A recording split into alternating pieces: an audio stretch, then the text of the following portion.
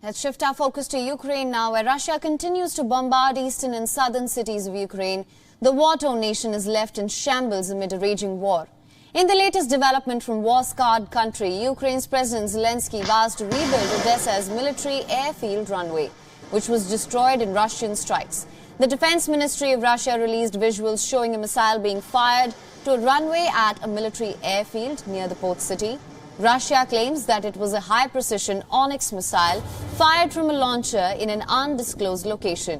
The airfield attacker contained weapons and ammunition supplied to Ukraine by the United States and European countries.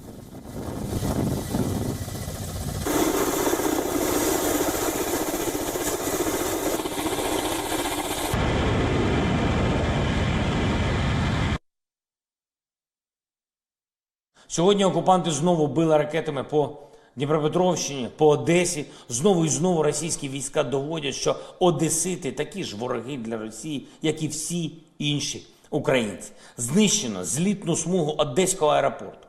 Ми її, звісно ж, відбудуємо. Але Одеса ніколи не забуде таке російське ставлення до неї. Meanwhile, the United Nations confirmed an operation being carried out to evacuate civilians from besieged Azovstal steel plant in the southern Ukrainian port city of Mariupol. President Zelenksy said that over 100 civilians have been evacuated so far. Earlier, the Russian Defense Ministry said that two groups of civilians left the residential area around the besieged steel plant, which is the last stronghold of Ukrainians in the city.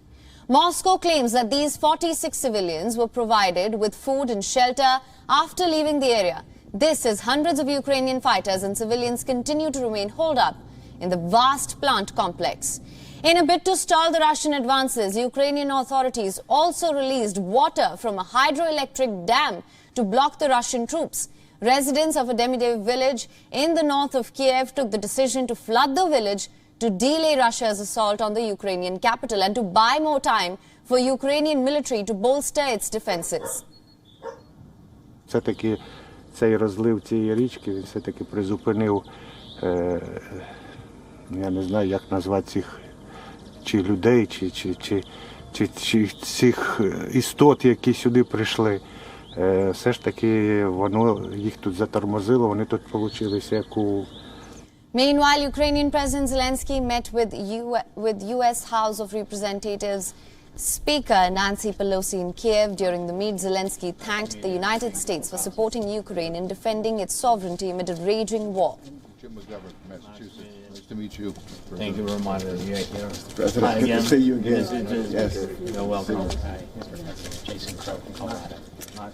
Adam Schiff from California. Я вам вдячний за, по-перше, за цей сигнал потужної підтримки України, потужної підтримки Сполучених Штатів, народу Сполучених Штатів, Конгресу і двопалатної підтримки, і двопартійної. Цей сигнал високо ціную я як президент, наша команда і народ України. Це говорить про те, що Сполучені Штати є сьогодні дійсно лідером потужної підтримки України в часи війни проти агресії Російської Федерації.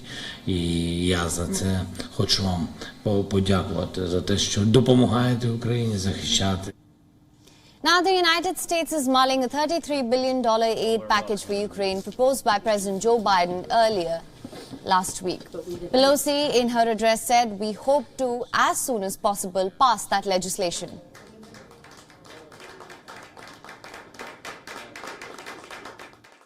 We believe that we are visiting you to say thank you for your fight for freedom, that we are on a frontier of freedom, and that your fight is a fight for everyone. And so our commitment is to be there for you until the fight is done. Now, Moscow calls its actions in Ukraine special operations to disarm Ukraine and rid it of anti-Russian nationalism fomented by the West. However, Ukraine and the West claim that Russia launched an unprovoked war of aggression. The United States and its European allies have imposed sweeping sanctions on Russia's economy and have been providing Ukraine with weapons and humanitarian aid.